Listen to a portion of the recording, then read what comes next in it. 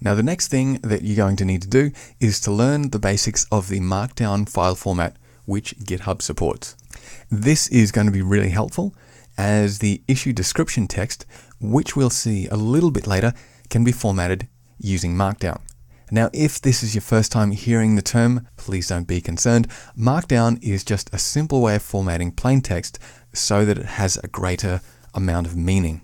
So looking here at GitHub's Markdown documentation, you can see in this example or these series of examples that I will step through that you can create paragraphs, sort of basic paragraphs here, which can be bolded, italicized, and have links.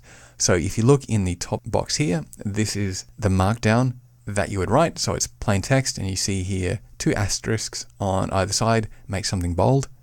1 asterisk on either side makes something italicized, and this kind of format here where we have the link text on the left in square brackets and the rounded brackets or parentheses on the right is the link that when the user clicks that text they will go to. You see here in the preview box, you can see here the word bold is bolded, the word italic is italicized, and link to Google is a link to Google. We can also create numbered and unnumbered lists or ordered and unordered lists. You can see here a numbered list is simply having a list that starts with 1, 2, or 3 and a space. An unordered list is either an asterisk and a space or a hyphen or a dash and a space. And here is the preview of what it would look like. We can embed images. Here's the alternate text, and here's the link to the image. The difference between an image and a link is that an image is preceded with an exclamation mark. And you can see here that the image would be embedded, no special formatting. Headers and quotes.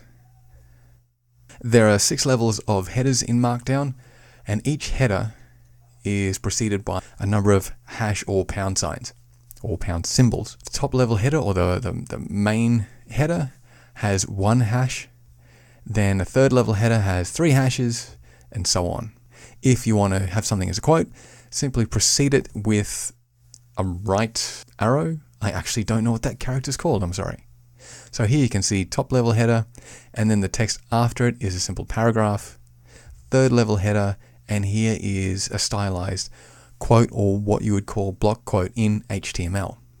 Anyway, with that said, what I would really like to encourage you to do is to have a read through this. Again, you can see this is at guides.github.com/features/mastering-markdown, and that will give you all that you need to know and then some for formatting issue descriptions with Markdown. As I say here, it's a 3-minute read. There shouldn't be that much to it, so even if you have never seen it before, you will be up and running quite quickly. And in the next video, we're going to step through how to create a new issue.